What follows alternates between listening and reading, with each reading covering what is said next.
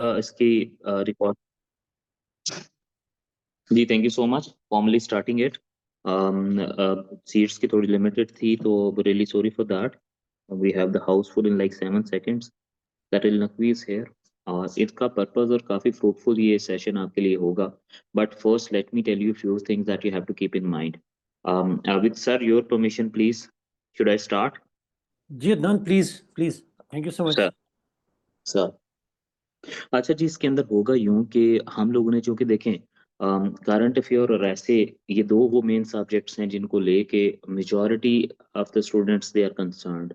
और अभी जिस पर्टिकुलर टाइम पे आप हैं, चाहे आप केपीपीएमएस से हों या सीएसएस से हों, दिस इज द टाइम के जहाँ पे आपको बहुत ज्यादा विजिलेंटली देखना पड़ेगा कि इन दोनों सब्जेक्ट्स को हैंड इन हैंड कैसे चलाया जा सकता है।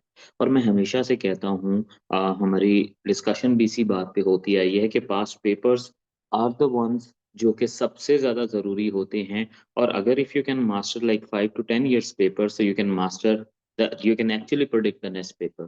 तो ये आइडिया जो जनरेट हुआ ये हमारे माइंड में, मेरे और सर अली नकवी के माइंड में, इसकी रीजन ये थी कि हम लोग पास्ट पेपर्स में डोमेन वाइज चीजें उठाएंगे और फिर हम उसके ऊपर डिस्कशन करेंगे करंट पर्सपेक्टिव से और जो इम्पोर्टेंट डोमेन्स हैं। इससे होगा क्या, एक तो आपका कंटेंट प्रिपेयर होगा, नंबर वन। नंबर टू, आपको मैं साथ साथ ये इंटरेक्शंस देता जाऊंगा कि कोई भी टॉपिक जब आपके सामने आता है तो उस टॉपिक में से डूज और डोंट्स कौन से हैं, like as in like what to target and what not to target, right? So मेरा काम होगा कि उस टॉपिक को टेलर करके देना। सर अली नकवी का काम होगा कि उसके ऊपर कंटेंट को फ्रेम करके देना। ये वाली exercise can be helpful for you in 2 ways। Number one पे तो ये आपको कंटेंट भी देगी, नंबर टू के ऊपर ये आपको एक आइडिया देगी कि no time how to break a topic and decide what to write and what not to write. इसके अंदर एक डिस्क्लेमर है, डिस्क्लेमर ये है, आपने मेक श्योर करना that you guys do not expect कि ये बहुत बेसिक लेवल का होगा। एज इन लाइक के I mean we have no harm in it, हम वो भी कभी कर सकते हैं कि हम एक बेसिक टर्मिनोलॉजीज को डिफाइन करने लग पड़ेंगे। थोड़ी सी आई वुड बी एक्सपेक्टिंग, और सर हम लोग ये डिस्कशन कर रहे थे कि थोड़ी सी मिच्योर रिएक्शन जो है वो आपकी तरफ से जरूर चाहिए होगा। प्लीज थोड़ा सा पेस अप, ज्यादा चीजें होंगी क्योंकि 2000 से लेके ऑनवर्ड्स 2025 तक गालबन 25 सालों के 250 टॉपिक्स हैं और जिसके एपिसोड 1 ये है। हम लोग कोशिश करेंगे कि इसको हम फ्रीक्वेंटली इसी तरह एक फीचर बनाते जाएं, लेकिन that too depend on sir Ali ने क्विज स्केड्यूल। सो हम उसको उस तरह लेकर चल पड़ेंगे, ठीक है जी। अभी मैं स्टार्ट करते हैं हम जी। Sir any words from you, then we will start this please. जी Adnan, I think we are short of time, तो I think let's move directly. बच्चे भी, उनके भी पेपर सर पे हैं, तो they are be sir sir focused. अच्छा जी, दीज आर द टॉपिक्स। अगर हम लोग देखें तो starting from this very domain जो कि ग्लोबलाइजेशन, डिप्लोमेसी और इंटरनेशनल रिलेशंस के सारे टॉपिक्स को कवर करेगी, स्टार्टिंग फ्रॉम 2000 ऑनवर्ड्स, राइट? इसमें कुछ टॉपिक्स ऐसे होंगे जो कि टाइम एंड स्पेस की वजह से अभी रिडंडेंट हो गए होंगे, मैं सर को उसके ऊपर क्वेश्चंस नहीं करूंगा सर। अच्छा सर, सबसे पहला जो हमारा इसके अंदर अगर आप टॉपिक देखें तो दैट टॉपिक इज बेसिकली कि moral standards in international relations. So this particular topic has so many avenues, but most importantly, अगर हम फ्यूचर में भी देखें तो there's this whole debate of logic and ethic when it comes to governing international relations, or in other words international global order। तो sir मेरे ख्याल से इस टॉपिक को अगर हम पिक करेंगे तो हम इसमें से ऐसे जो बनाने जाएंगे ना, उसके 3 से 4 मेजर हेडिंग्स होंगी। सबसे पहली इसके अंदर हेडिंग्स आएंगी कि वो जो मॉरल स्टैंडर्ड्स इंटरनेशनल रिलेशंस के हैं। अच्छा, there is no need to define international relations here. Why? Because के जो भी टॉपिक आपके पास आता है उसके अंदर जो कॉन्सेप्ट होता है, ऐसे के अंदर उसकी डेफिनेशन वगैरह नहीं देनी होती।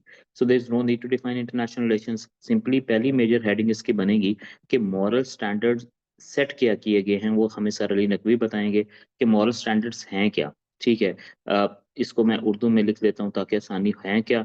नंबर 2 के ऊपर आएगा उनकी ब्रीच क्या हो रही है, और नंबर 3 के ऊपर आएगा कि उसकी सजेशंस, यानी कि वो जो मॉरल स्टैंडर्ड्स हैं, जो इमोरालिटी कमिट हो रही है उसको रिवर्ट कैसे करना है सोल्यूशन की मद में।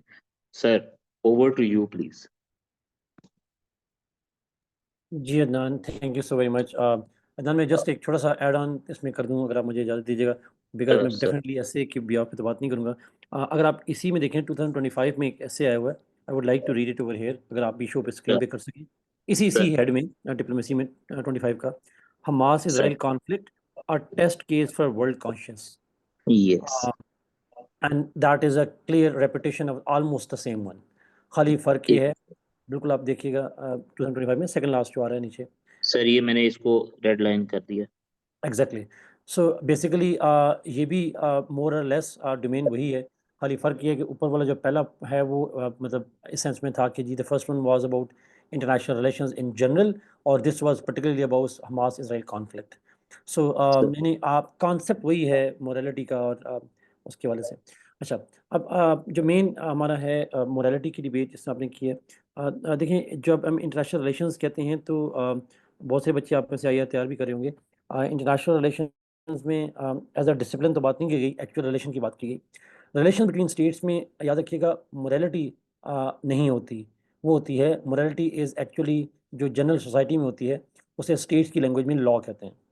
सो मोरल जब हम कहते हैं वर्ल्ड जो जो moral standards, so moral standards means international law and international legal standards, चाहे वो डॉक्यूमेंटेड हों या किसी ऑर्गेनाइजेशन की फॉर्म में हो, वो यूएन की फॉर्म में हो, या जो चार्टर्स और एग्रीमेंट्स हैं उसकी फॉर्म में हो, तो हम मॉरल स्टैंडर्ड्स को इंटरनेशनल रिलेशन में लॉ की फॉर्म में देखते हैं। सो हमें देखना पड़ेगा कि जो इसमें थोड़ी सी जो डिबेट है बड़ी इंपॉर्टेंट ये है कि लॉ की चूँकि एवोल्यूशन है, law has evolved over the period of time, तो इसमें कोई टाइम फ्रेम नहीं है। So we have to we can I don't know वो लेंथ पे शायद बताएंगे दाना को बेहतर, but broadly speaking, you can take the historical perspective of the moral standards, how they have evolved in international relations, because we humans evolve, we learn, sir sir और sir वो सब सर सारा विद योर परमिशन सर मैं थोड़ा सा आपको जो है ना वो बीच में सर वो उस तरह कर जी दूंगा जी ताकि जो है ना उस पॉइंट ऑफ जी व्यू से ये थोड़ा सा एलाबोरेटेड है। सर जी मॉरल जी स्टैंडर्ड्स एक्चुअली सेट कहाँ से हुए इंटरनेशनल रिलेशंस के, कौन से इंस्टीट्यूशंस हैं और वो हैं क्या सर? है तो बड़ी पुरानी है, बिकॉज जब हम इंटरनेशनल लॉ की बात करते हैं तो इंटरनेशनल लॉ जो है वो तो दो स्टेट में ट्रीटीज़ को भी कहते हैं, चाहे वो ऐसे ग्रीस के ज़माने में कोई ट्रीटी हुई हो तो हुई हो, लेकिन हम इंटरनेशनल रिलेशन का जब वर्ड लिखा हुआ है तो हम इसको शुरू करते हैं 1648 से ऑनवर्ड्स। सो हम शुरू करेंगे फॉर एग्जांपल, अगर मैं पहला मेजर चार्टर की बात करूँ ह्यूमन राइट्स के वाले से या मॉरल स्टैंडर्ड्स के वाले से, तो हम शुरू करते हैं वर्ल्ड वॉर वन के बाद जो लीग ऑफ नेशन बनी थी उसके चार्टर से शुरू करेंगे। फिर उसके बाद वर्ल्ड वॉर टू के बाद जो है यूडीएचआर की डॉक्यूमेंट की बात करेंगे, और फिर उसके बाद इंटरनेशनल ह्यूमैनिटेरियन लॉज हैं बहुत सारे। तो मतलब एक एक अगर आप स्टार्ट करना चाह रहे हैं तो 20th सेंचुरी से आप शुरू कर दें, लीग ऑफ नेशंस के चार्टर से शुरू कर दें, दैट वाज द स्टैंडर्ड, और वहाँ से ऑनवर्ड हम फिर शुरू कर देंगे। सर इसमें इसमें स्टैंडर्ड्स को क्या हम मॉरल स्टैंडर्ड्स को ये ले सकते हैं कि there should be morality as in like people behaviour में जैसे होती है इंटरनेशनल रिलेशन में, वो मोरालिटी को सेट की गई थी लीग ऑफ नेशन में या 1648 में या फिर ऑनवर्ड्स जो हमारे इंस्टीट्यूशंस भी बने हैं? मतलब जो रियल डिबेट जो हमें हिटिंग द बुल्स आया है ना सर, वहां से अगर हम इसको पकड़ें तो फिर आपको क्या लगता है कि वैसे फॉर एग्जांपल एक इंडिविजुअल के मॉरल्स मेरे ये हो सकते हैं, किसी को चीट नहीं करना, किसी को डिसीव नहीं हम्म करना सर, हम्म ये है कोई चीज़? नो, देखिए इंटरनेशनल रिलेशन में जब मॉरल्स की बात करते हैं तो ये स्टेट्स के दरमियान में रिलेशंस के मॉरल्स हैं, और स्टेट्स यानी one state when it interacts with other state, तो उसके स्टैंडर्ड्स क्या होंगे, उसकी बुनियाद कहाँ से होगी। क्योंकि मॉडर्न स्टेट्स हम वेस्टफेलिया से शुरू करते हैं, उससे पहले भी स्टेट थी मॉडर्न स्टेट, वेस्टफेलिया 1648 से शुरू करते हैं। तो यूजुअली हम कहते हैं कि जी 1648 में जो ट्रीटी हुई थी that was the first major treaty in modern times और मॉडर्न इंटरनेशनल रिलेशंस, जहाँ से हम वो स्टैंडर्ड लेते हैं। For example state A will interact with state B, तो स्टेट ए स्टेट बी से इंटरेक्ट जब करेगी तो किन रूल्स को जहन में रखेगी। यहाँ मॉरल से मतलब जो है वो स्टैंडर्ड्स ऑफ लॉ हैं, स्टैंडर्ड्स ऑफ रूल्स हैं, in interact in relation to one, in relation of one state to another state. Sir for example basically मैं एक मिसाल देता हूँ, जैसे yes, Russian invasion of Ukraine है। फॉर एग्जाम्पल अगर यस। मैं आज की बात करूँ, इफ रशिया इन्वेड यूक्रेन, तो क्या ये किसी इंटरनेशनल लॉ की वायलेशन है? फॉर एग्जाम्पल सूडान में पिछले दिनों वाक़या हुआ, हमने देखा कि जो आरएसएफ ने जो सिविलियंस को मारा, तो ये यस इंटरनेशनल ह्यूमैनिटेरियन लॉ की वायलेशन है। इसराइल के हम जिनोसाइड की बात करते हैं पैलेस्टाइन के अंदर, that's a violation of the international law. मतलब तो इस तरह के जो इंस्टेंसेस होते हैं, इसकी बात हम कर सकते हैं, जैसे इंडिया सर के इन बारे में शॉर्ट कहते हैं। इंडिया किलिंग यस, पाकिस्तानीज़, इसको यू नो अगर मैं that situation. Yes, yes, yes, इसको अगर सर मैं उस पॉइंट ऑफ व्यू से देखूं तो 2.12 के हिसाब से देखें, जैसे respect for sovereignty and equality होती है, जस्टिस यस, और फेयरनेस एग्ज़ैक्टली, होता है, पीस एंड नॉन वायलेंस है, प्रोटेक्शन ऑफ ह्यूमन राइट्स है। जस्ट कि मैं यस, थोड़ा सा इसको ना यूज कर रहा हूँ ताकि लोगों के लिए आसानी हो जाए sir. Yes, international exactly, cooperation, solidarity है। सर अब दूसरी यस, मेजर हेडिंग के अगर ऊपर आए हम इसी टॉपिक के ऊपर, जी, तो वो ये है कि फिर ऑब्वियसली अगर किसी ने लिस्ट कर लिया मॉरल स्टैंडर्ड्स, इनका जी, ब्रीच क्या है दूसरा सर? पॉइंट कौन-सा था? ब्रीच ब्रीच क्या हो रहा है? मॉरल स्टैंडर्ड्स ब्रीच कहाँ पे हो रहे हैं, क्यों हो रहे हैं?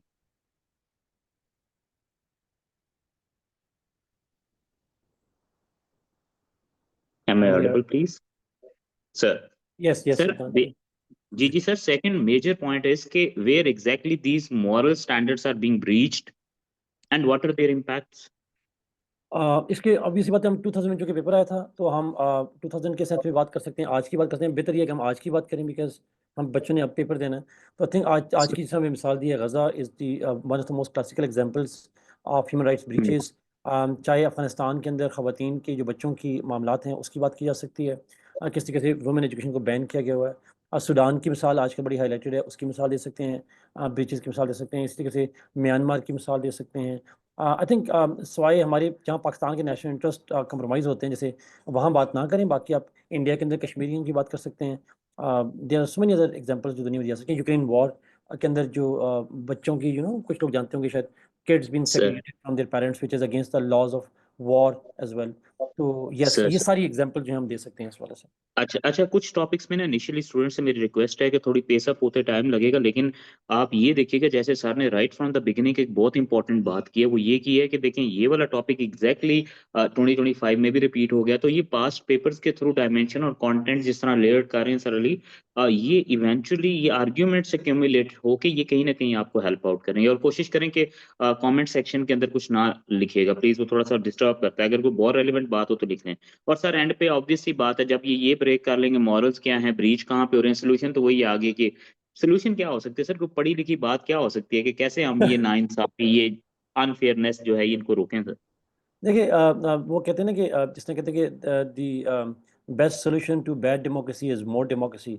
सो हम्म जस्ट लाइक दैट, अगर स्टैंडर्ड्स वायलेट होते हैं, the best way is to improve those standards, adopt according to the modern realities. और सबसे बड़ी इंपॉर्टेंट बात है कि moral standards has to be universal one. International relations की बात हो रही है। नो रीजन, हम्म वो one community should have the right to impose it's will and its standards on everybody else. So it has to be hmm consensus based standards. और इसमें best जो tool use होता है वो होता है international organisations का। I think because international organisations वो बेहतर टूल होता है जहाँ पे स्टेट्स जो हैं they deliberate and they come up with a consensus on establishing those rules. तो वे फॉरवर्ड में आपने कंसेंसस बेस्ड रूल्स की बात ज़्यादा करनी है। Sir very good sir. Sir moving ahead, आपने भी एक बात लिंक की है, चूंकि ये सारा कॉन्सेप्ट लिंक्ड है, तो आपने कहा कि international institutions, sir there has been a constant debate. अगर मेरे सामने पेज पे ही देखें तो हमारे पास एक यहाँ पे ये टॉपिक आ जाता है जिसको हम कहते हैं कि the UNO has failed to measure up to the demands of its charter. 2010 में आता है, ठीक है सर। यस, इसके ऊपर सर 2009 में आता है UNO hopes and hurdles. Sir इसके इसी से मुंसलिक ये this is something which has been constantly questioned sir. Sir yes. अगर फॉर एग्जांपल सिंपल बात करें तो ये टॉपिक को ब्रेक करें, the future of the UNO.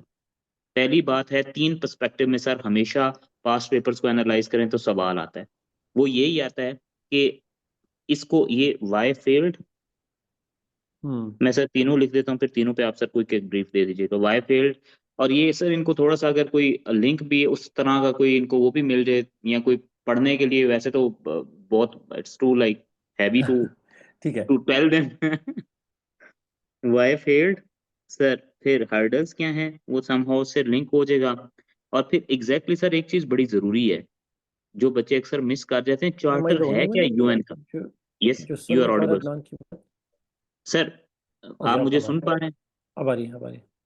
Sir मैं ये कह रहा हूँ कि यूएन से रिलेटेड बहुत दफा क्वेश्चन पूछा गया है, ओके। करंट अफेयर में भी, ऐसे में भी। सबसे बेसिक चीज होती है कि ये फेल क्यों हुई है।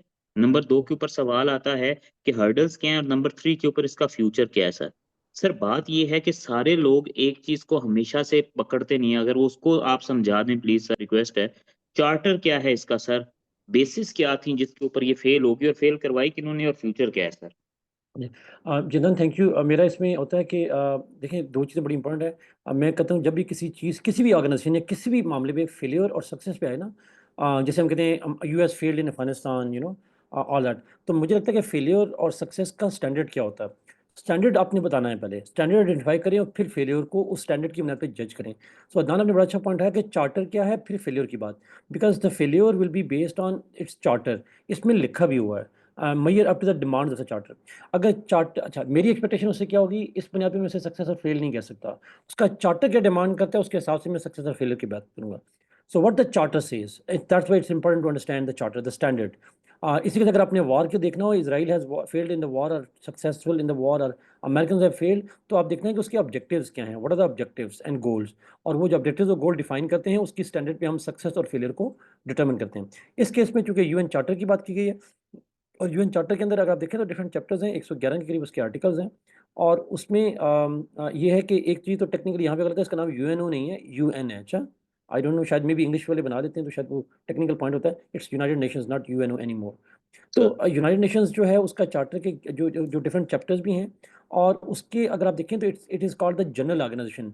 जनरल ऑर्गेनाइजेशन वो ऑर्गेनाइजेशन होती है जो कि किसी एक फील्ड में काम नहीं करती, which deals with different aspects of life. जैसे सिक्योरिटी पे बात करती है ये यूएन चार्टर।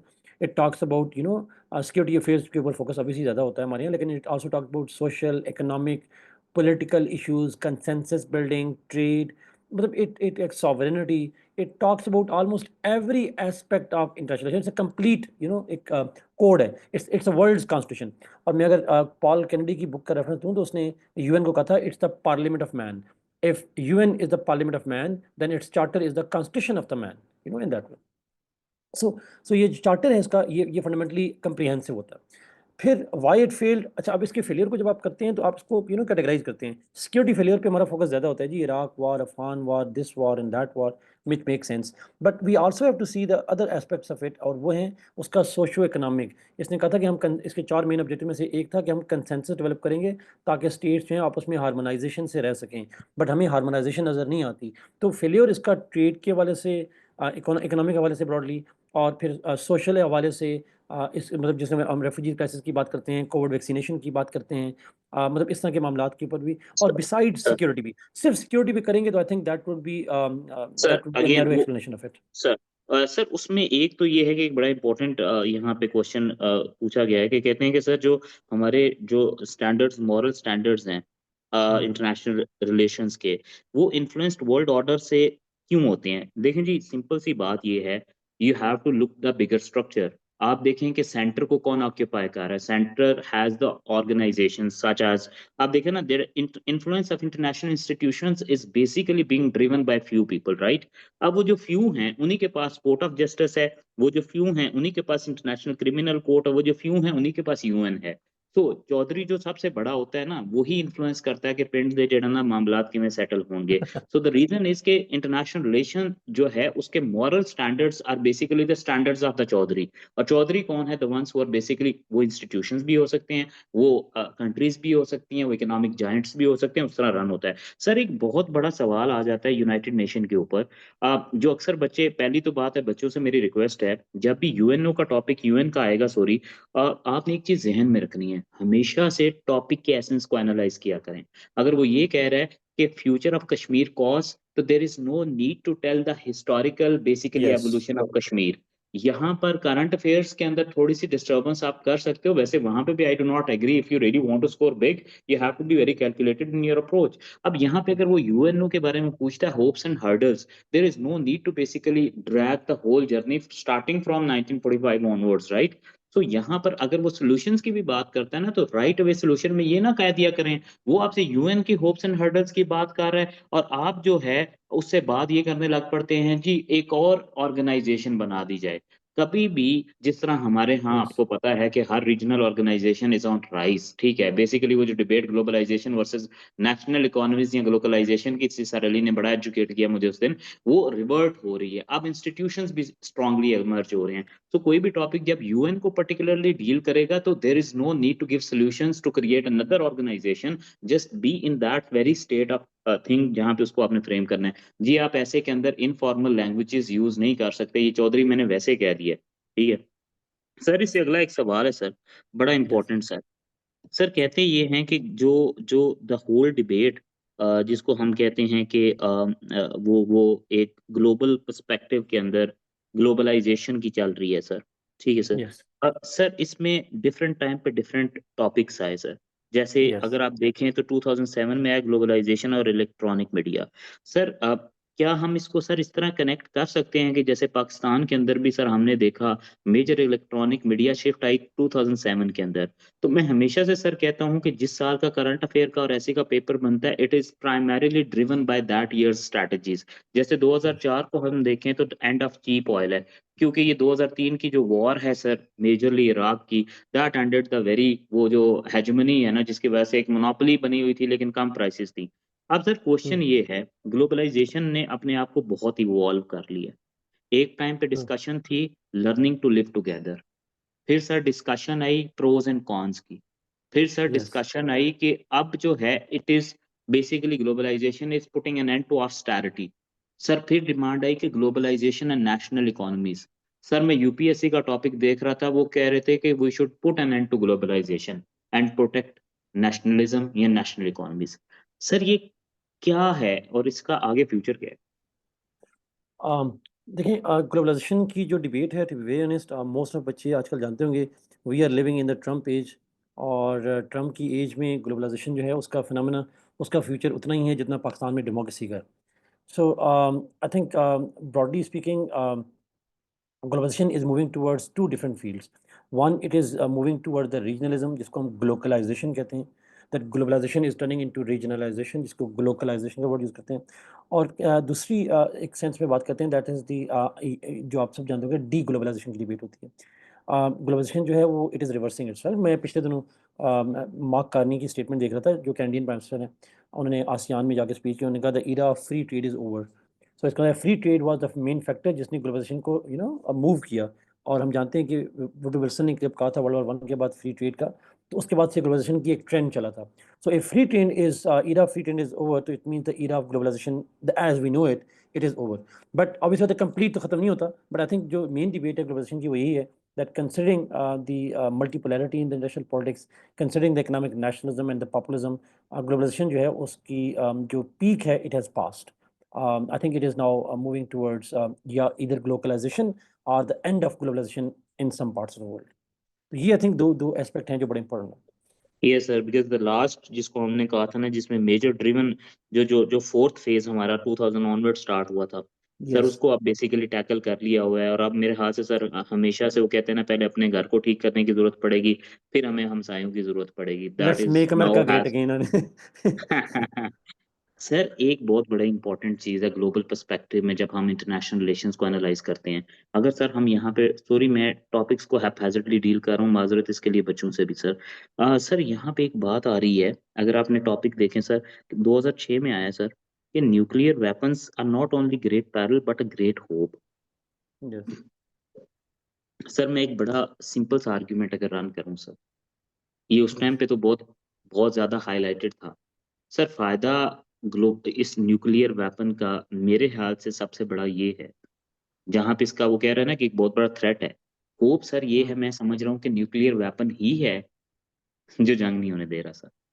सर ट्रम्प भी आपने देखा होगा कि 2 nuclear weapon states who are on front of each other but stopped due to deterrence of this very nuclear.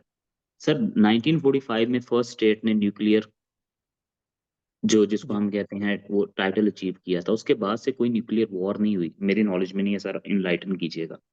Sir जी, अब जी. एक्सपेक्टेड है कि on going India Pakistan conflict और जो फ्यूचर ग्लोबल थिएटर सेट हुआ हुआ है मिडल ईस्ट में, क्या कोई न्यूक्लियर वॉर एक्सपेक्टेड है? नंबर 1। नंबर 2, क्या न्यूक्लियर वेपन्स ग्लोबल ज़ीरो पे जाने चाहिए? सर ये क्या डिबेट है, क्या एक्सपेक्ट किया जा सकता है? दो दो क्वेश्चन हैं. पहला क्वेश्चन क्या न्यूक्लियर वेपन्स इफ़ेक्टिव हैं? सो फार इफ़ेक्टिव हैं, लेकिन इफ़ेक्टिवनेस लिमिटेशन भी होती है उसकी. अब डिबेट असल में ना दो चीज़ों की डिबेट है. अब इसमें अब nuclear war is not like हम हिरोशिमा नागासाकी को इसलिए कंपेयर नहीं करते because that kind of nuclear war is not possible, everybody agrees. But दो डिबेट्स हैं, आप आईआर में बच्चे जानते होंगे. एक तो टेक्टिकल न्यूक्लियर वेपन्स की डिबेट है.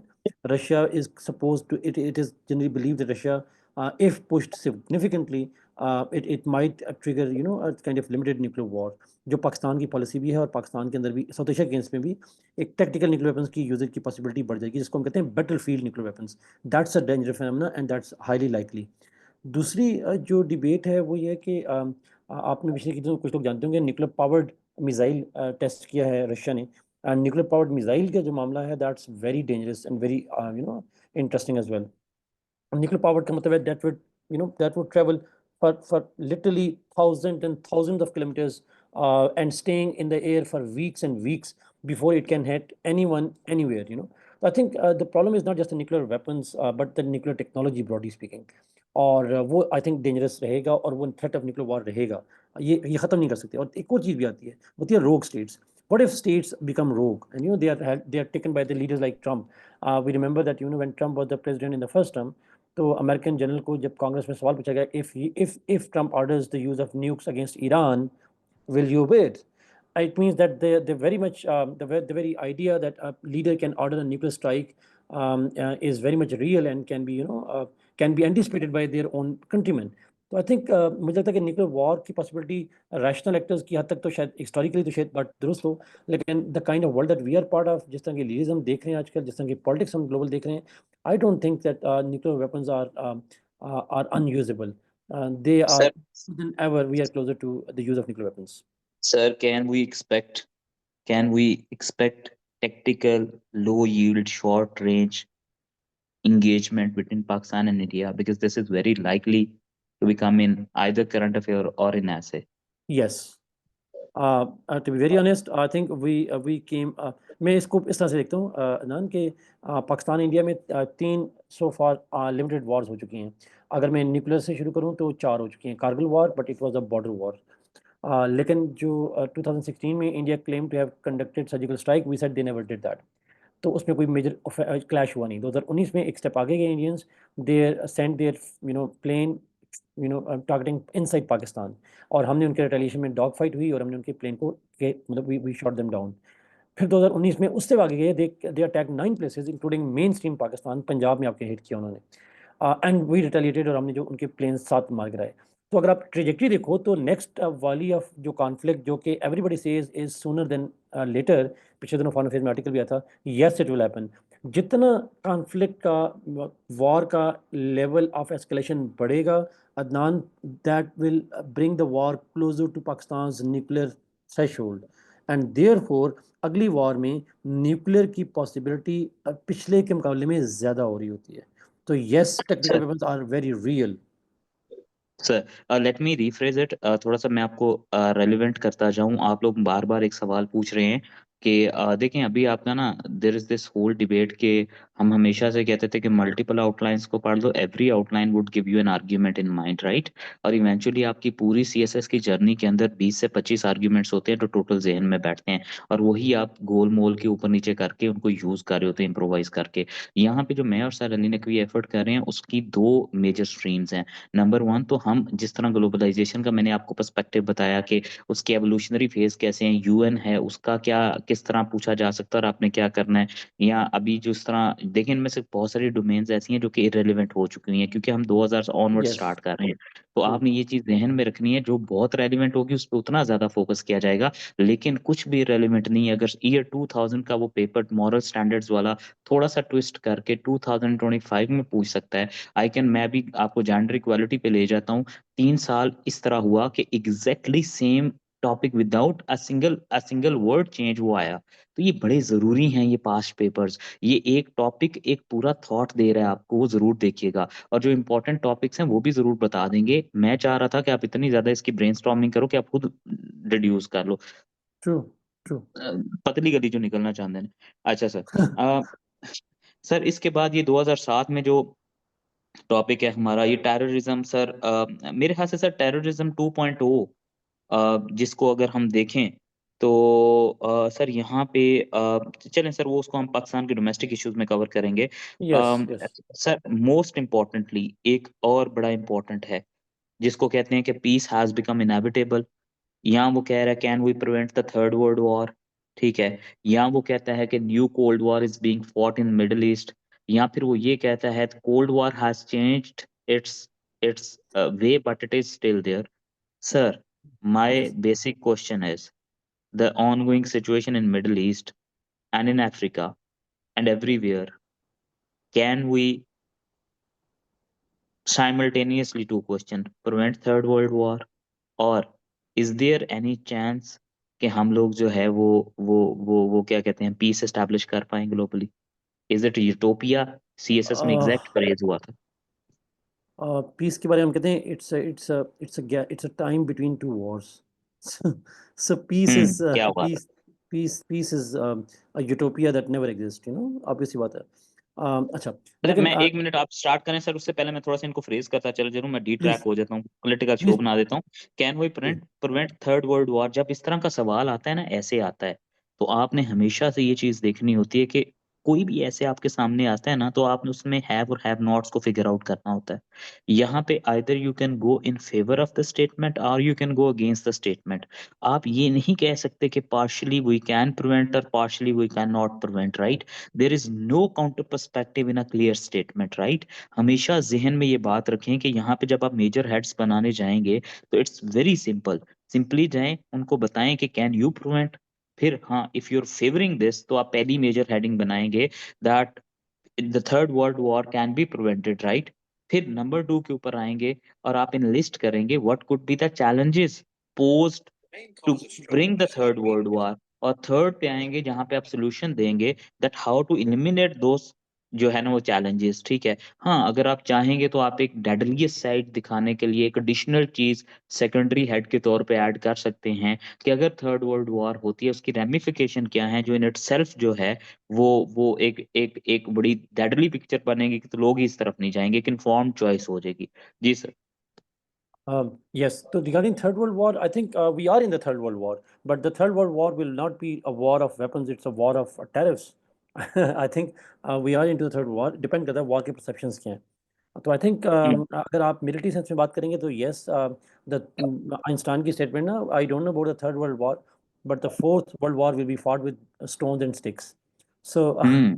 I think because the very idea of nuclear weapons is an idea जिसमें आपने दान खुद कहा कि शायद एक लिमिटेड हद तक तो वॉर की मुमकिन है, लेकिन third world war I think I don't see that happening. उस ओके।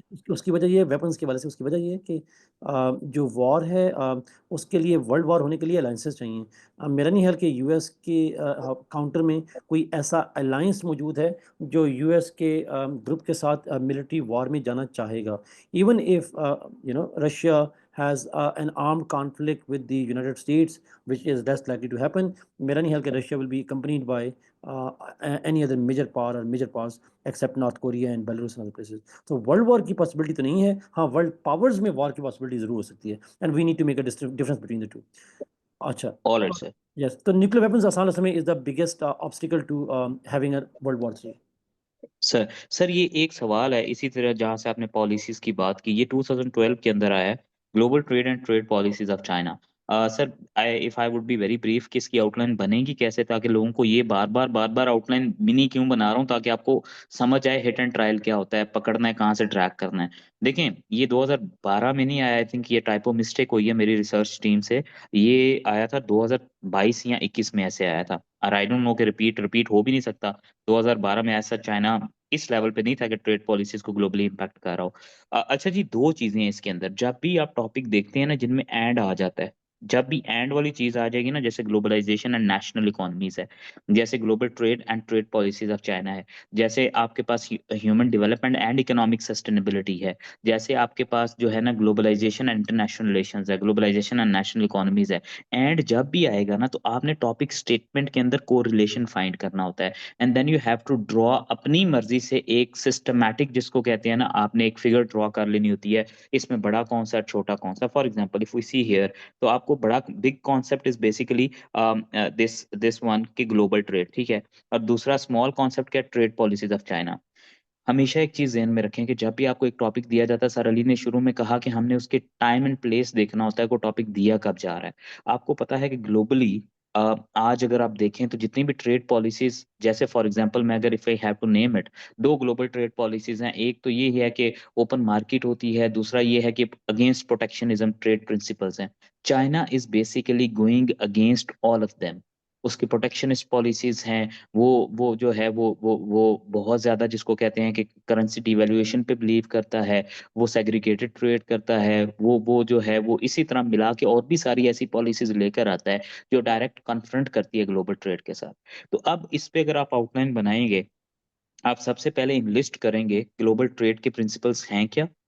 नंबर 2 पे आप आके बताएंगे कि चाइना की ट्रेड पॉलिसीज क्या हैं और वो कैसे कॉन्फ्लिक्ट करती हैं ग्लोबल ट्रेड के साथ। नंबर 3 पे आके बता दें कि उसका इम्पैक्ट क्या आ रहा है। जैसे एक सिंपल सी बात बताऊं कि चाइना अपनी मर्जी से जिस चीज की ट्रेड एम्बार्गो लगाना चाहे लगा लेता है। अब ग्लोबल ट्रेड में तो ऐसा नहीं होता ना। ये तो ऐसा ही है कि बड़े बड़े सारे कजन मिलके बैठ जाएं और सारे एक दूसरे को बारी दे रहे हैं। आपकी बारी आए तो आप कहें जी नहीं मैंने अकेले ने खेलना है। This is what China is doing, right? ठीक है। तो वो तो to put it in conclusive way ना, तो एंड पे आप सोल्यूशन दे देंगे। सर ये बताएं, ये चाइना सर बाज आएगा या नहीं आएगा सर? क्योंकि सर ये सिर्फ और क्या सर, बहुत इंपॉर्टेंट सवाल है जो पूछा जा रहा है अभी, कि क्या चाइना ट्रेड या इकोनॉमी के लिहाज से ही टक्करें ले रहा है, या आपको लगता है कि ये स्ट्रेटेजिकली भी इतना स्ट्रांग हो गया है कि इसको इसको मिलिटरीली काउंटर करना भी जो है ना वो बड़ा मुश्किल है।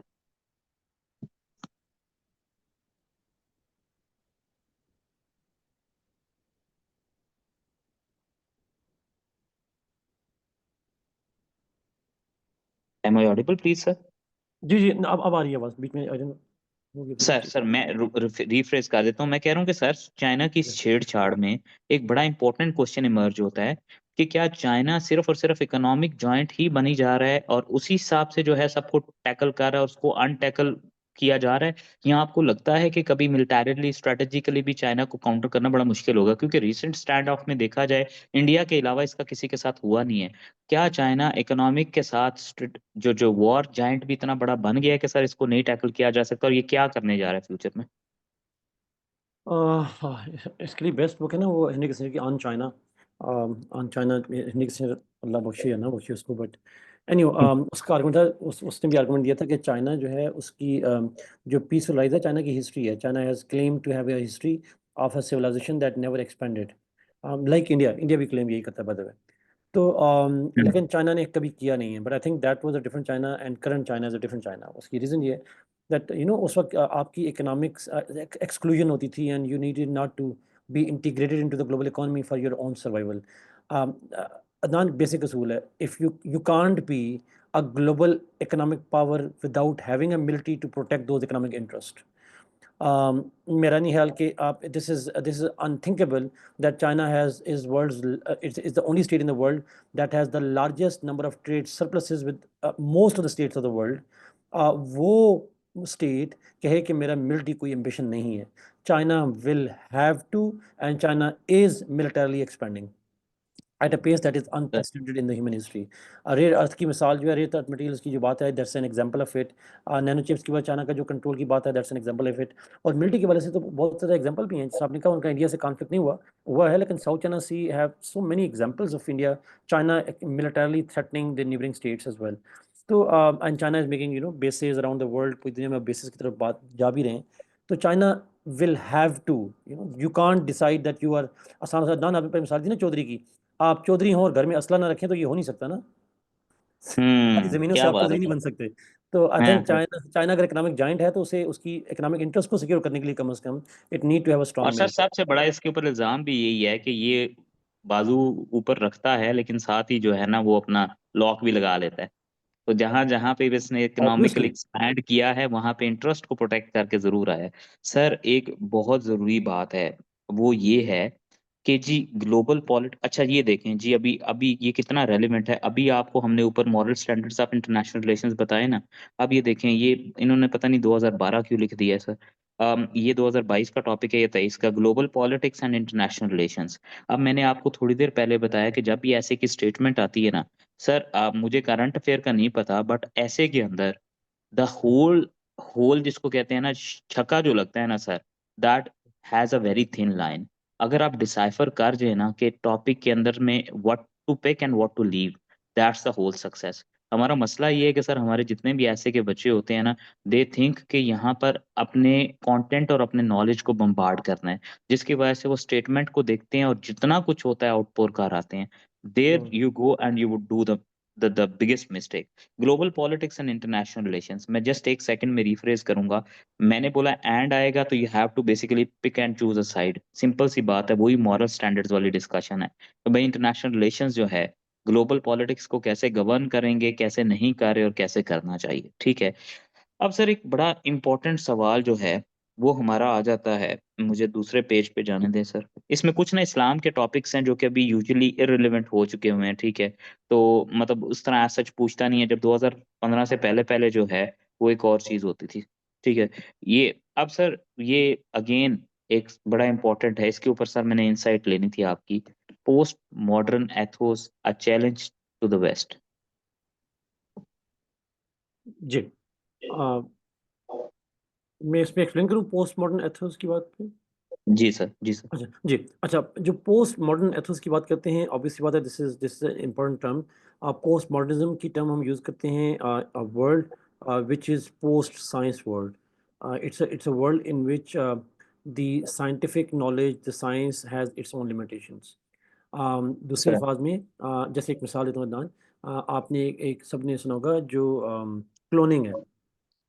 Now, sir, cloning is a scientific process, but it has an ethical limitation to it, and therefore, sir, the science has put limit to. Postmodern ethics मतलब that in the age of science, what are the ethical limits? What are the sir, ethics that need to be followed? अब जब मैं sir, इसको अगर connect करूँ जो अगले phrase है चैलेंज टू द वेस्ट, इसका मतलब ये है कि the west which has gone for unbridled liberties and freedom because हाँ, they adopted science in that way. But how these ethical principles emerging from the scientific world must be followed, and if they are followed, the West would not consider them because the West is challenging that idea of it. So इसके yes example दे देते हैं, इसके example दे देते हैं। For example एक हम बात करते हैं ह्यूमन राइट्स की बात करते हैं, इक्वालिटी की बात करते हैं। नाउ सर, बस बेसिक पॉइंट ये है कि the West has historically been treating the world differently. मैं आज देख रहा था नाइजीरिया को, ट्रम्प ने कहा कि वहाँ क्रिश्चियंस मारे जा रहे हैं, so I would sir, gun and पता नहीं क्या वर्ड यूज़ किया कि I will kill sir, are Nigerians you for there? Killing. मेरी आवाज़ आ रही है? Am I audible? Yes, sir. Okay. Yes, sir, you are audible. Okay. अच्छा, सो वो तो नाइजीरिया को इस तरह वो थ्रेट कर रहे थे, ट्रम्प कर रहे थे फॉर क्रिश्चियंस, इसका मतलब ये हुआ कि for him the killing of the Christian is a bad thing, but what happened in Gaza, that's okay and it's very fine. So I think killing of Muslims in India, Gujarat, में what happened, what Modi did at that time. But I think postmodern ethics का मतलब ये हुआ कि we have to go beyond the Western and the scientific idea of ethics, and we have to some limits of the ethical principles. हमें कहीं ना sir, कहीं भी ethics draw करने हैं। मुझे याद है वो ओबामा ने एक जुमला बोला था कैरिकेचर के वक्त, उसने कहा our civilizations are built on the idea of liberty, include rights and freedoms, including the right to blasphemy. ये word use किया उसने। But I think these are the ideas that we think that no, there are ethos, there are ethics, sir, basically the whole philosophy of Iqbal after visiting Europe, right? exactly, exactly, sir, exactly, sir true, इसमें absolutely. Sir इसमें एक बात ये आ जाती है कि post modern, अच्छा इसकी अगर आप आउटलाइन बनाने चाहेंगे ना, तो देखिए आप, दिस इज समथिंग, जब टॉपिक के अंदर in itself it requires some sort of interpretation, right? So you first major heading would always be that how would you be enlisting post modern ethos, what exactly are they, how they are posing a challenge to west, and how west can overcome this challenge for a greater good of the society, right? ये तीन major heading बनेगी, मैं major headings बता रहा हूँ, सब heads आप इसके अंदर पुट कर सकते हैं, राइट? अच्छा जी, फिर आ जाता है सर ये अगला भी टॉपिक कितना इंटरलिंक्ड है कि look to the east for holistic progress. अच्छा यहाँ पे बच्चों एक बात जहन में रखिएगा, 2023 के अंदर एक टॉपिक आता है जिसमें वो कहते हैं कि pathways to prosperity of Pakistan, right? Majority of my students have failed it just because of one confusion. जब भी ऐसे आपके पास आता है ना, थोड़ी देर पहले सर अली नकवी ने डिस्कशन ओपन की कि whenever you would engage in a spec approach, right? Social, political, economic and cultural, so यहाँ पर भी look to the east for holistic progress. Holistic progress और वहां पे pathways to prosperity are basically multitude of an arguments, right? वहां पे था social economic, यहाँ पे भी एग्जैक्टली इस तरह है कि भाई if you really want to see progress तो तुम देखो ईस्ट को, इकोनॉमिक्स में देखो, मॉरल एप्टीट्यूड में देखो, स्पिरिचुअल बॉन्डिंग्स में देखो, सोशल एंड एनवायरमेंटल वेलबींग में देखो, ठीक है? Am I audible please? Yes yes you are अच्छा परफेक्ट। अच्छा Yes, अच्छा, वो बच्चा वैसे ही कह रहा था ना। सो अब सर हम कह रहे हैं, ठीक है, हमें तो सिखाया गया है कि आप वेस्ट को देखें, टॉपिक आ गया look to the east for holistic progress. Sir आपको लगता है कि अपार्ट फ्रॉम फैमिली जो जो वो एक क्या कहते हैं, स्ट्रॉन्ग फैमिली सोसाइटल नॉर्म्स के अलावा, do is there anything else in the East जिसको हम होलिस्टिक प्रोग्रेस के लिए देख सकते हैं? इसकी आउटलाइन ऐसे बनेगी कि look to the east for holistic progress. ये 2016 से पहले इस तरह की स्टेटमेंट्स आया करती थी जो प्रोवर्बियल इन नेचर होती थी। उनकी रीजन ये होती थी कि वो स्टेटमेंट्स यूजुअली वो रिफ्लेक्ट नहीं कर रही होती थी, ठीक है, एक होलिस्टिक डिबेट। अब यहाँ पे आप सिंपल बात करोगे कि भाई सबसे पहले why do you have to look towards east for holistic progress? What are the pillars of holistic progress of east? And what are the जो है ना वो इसका एक एक एंगल जरूर लेना है कि वाई कौन देखेगा ईस्ट की तरफ, वेस्ट, और वाई वेस्ट इज फेल। जिस तरह इस्लामियात के अंदर कहते हैं ना तहजीबों का तसादम, clash of civilisation, Samuel pink Huntington, वो सेम आर्ग्यूमेंट यहाँ रन होगा। सर हमें apart from ethical east, what else do we look in east for progress? Best example ये है कि जो ईस्ट की स्टेट्स जो थोड़ी बहुत डेवलप्ड हुई हैं या अपने आप को डेवलप किया है, जैसे China, India, Korea, Indonesia, Malaysia, they have developed themselves without colonizing others. The whole of the Western development is because of colonizing and looting and plundering the wealth of the the sir colonies.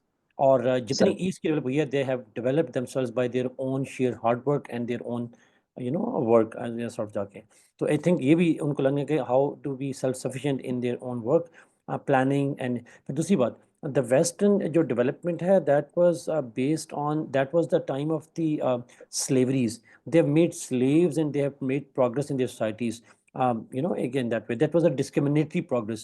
हमारे यहाँ we have been developing without having slavery in ourselves. So I think हमारी जो approach है comparatively वो different है उनसे, हर लिहाज से सेल्फ सफिशिएंसी भी है, और relatively relatively more social order in our societies than they had at the time of their progress.